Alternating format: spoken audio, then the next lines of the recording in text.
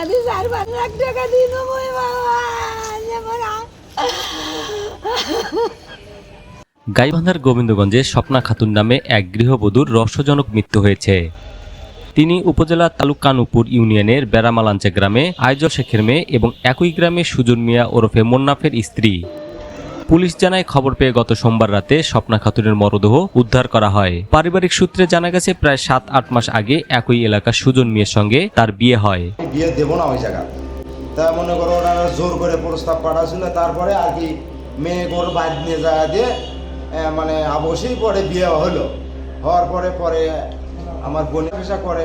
এ ঘটনায় নিহতের ভাই মোখলেস মিয়া বাদী হয়ে গোবিন্দগঞ্জ থানায় একটি মামলা দায়ের করেছে। মামলায় স্বামী মুন্নাফ সহ 4 জনের নাম উল্লেখ করা হয়েছে এবং অজ্ঞাতনামা আরও 2 জনকে আসামি করা হয়েছে।